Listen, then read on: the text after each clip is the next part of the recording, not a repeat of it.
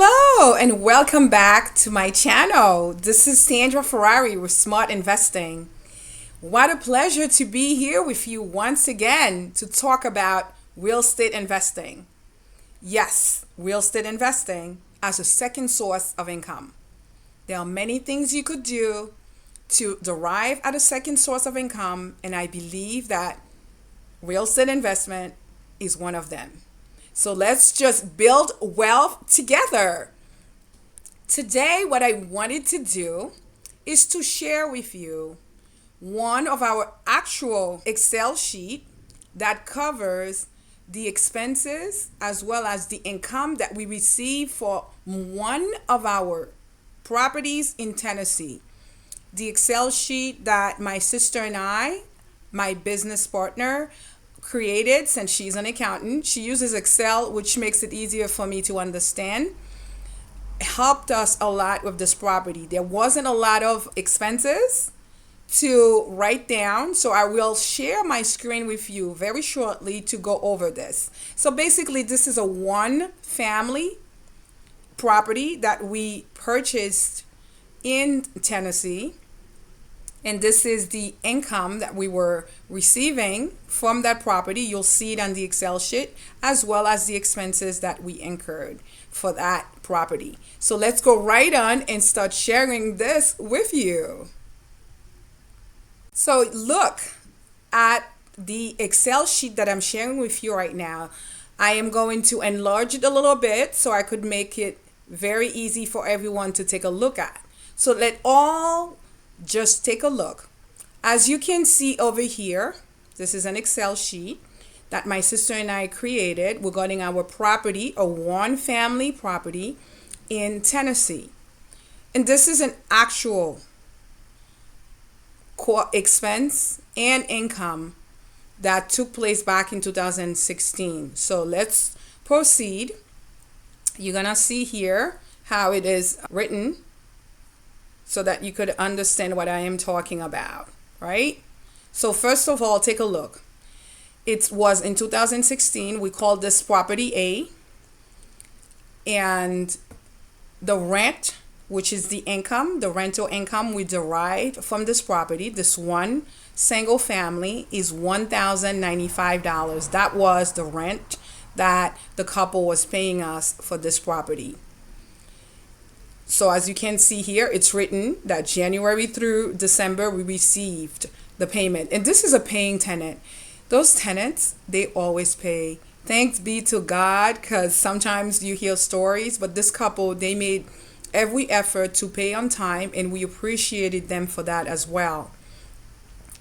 If you go below, you will see the expenses.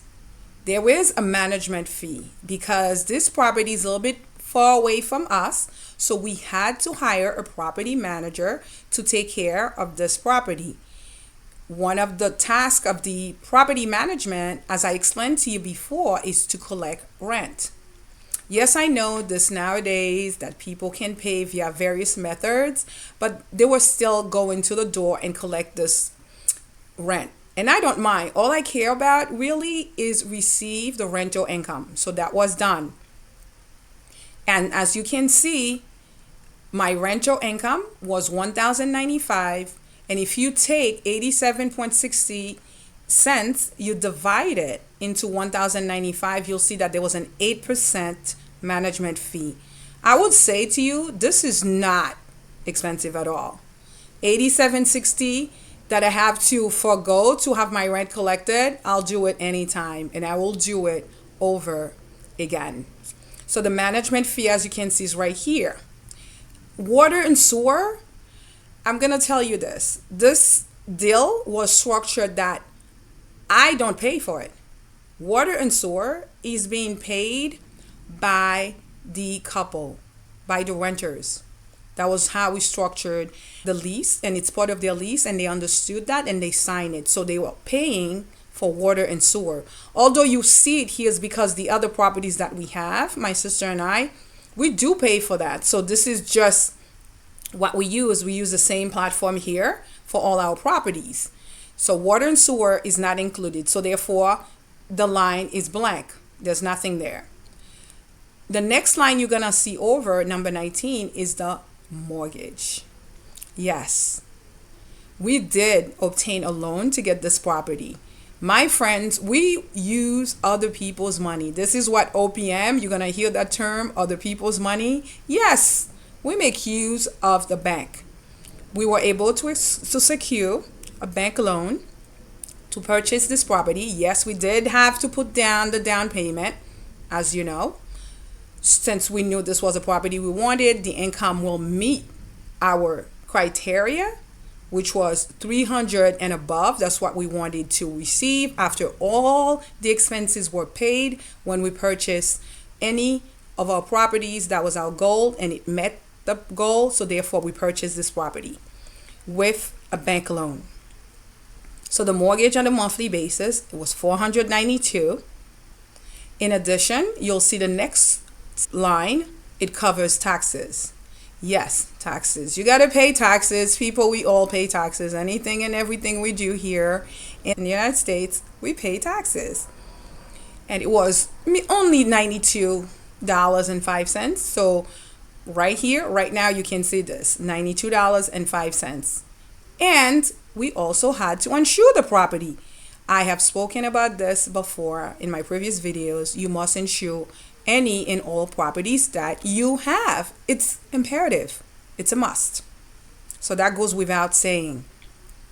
So as you can see here, if I slide down, you're going to see the total of expenses that we incur in this property on a monthly basis is right here. It's $740.82.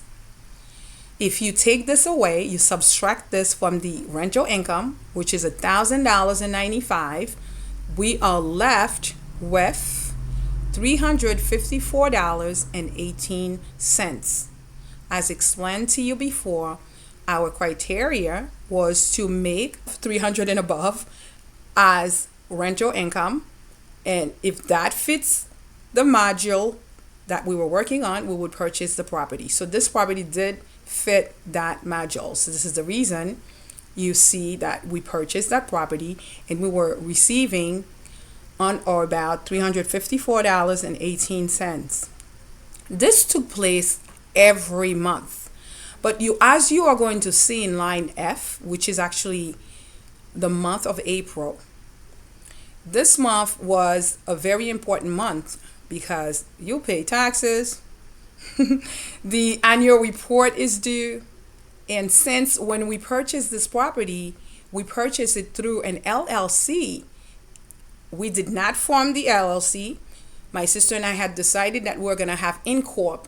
InCorp, in fact, is a company that is what you might call a registered agent. They will form an LLC on your behalf. They will receive correspondence on your behalf.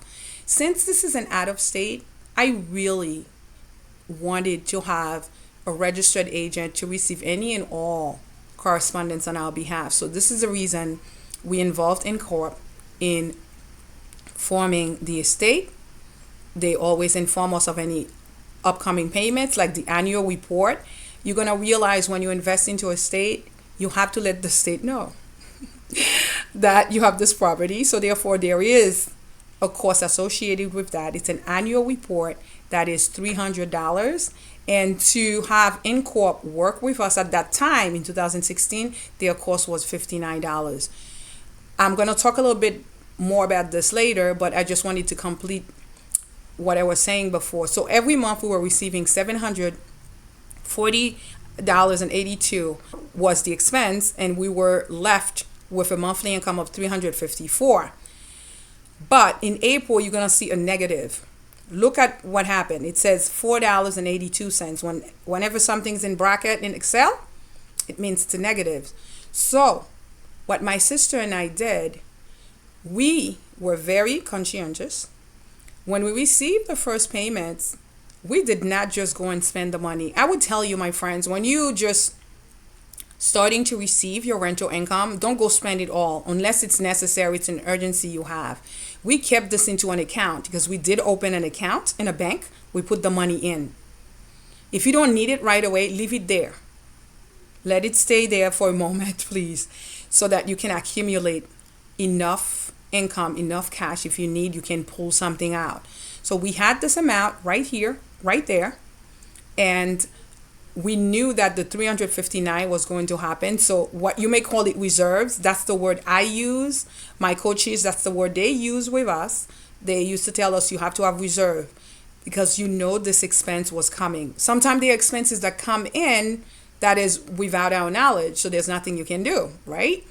However, in this instance, we knew the annual report cost was coming up, as well as the registered agent costs. So this was left over. We would not, this is the amount we will not touch, which is 359. Although in April, we worded here like so for accounting purposes, but we had the amount in our bank account so that we can pay for it when it became due. Bear in mind, if you're a professional, your business is serious, you're taking this seriously, mind your business. This is serious. You have to mind your business because this is your asset and you don't want to just give it all out without taking into consideration everything else in it. So as you can see, so this did not really damage us at all, because at the very end, if you look over here in line O, line 31, we were still making an average, even with the negative 482 of $324. So we were meeting our threshold, our criteria, which is 300 and above. That's what we wanted if we purchase any property, and we were still getting that on an average. So it's still there, as you can see. The total management fee for the year was $1,051.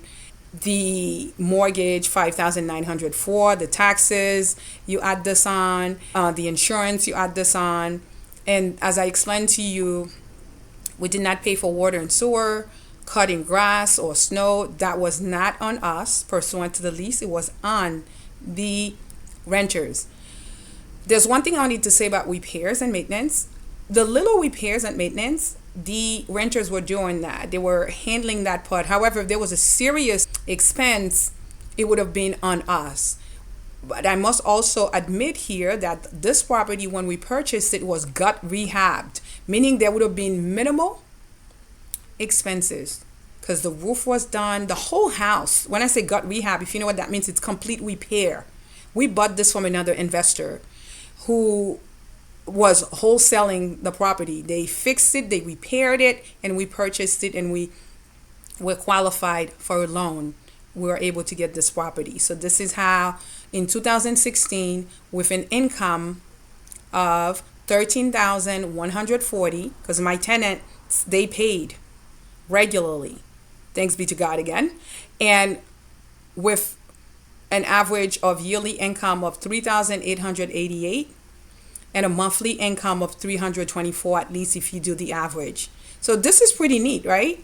Imagine you have more than one of these, because sometimes people don't realize you can have more than one property, even if it's not your money.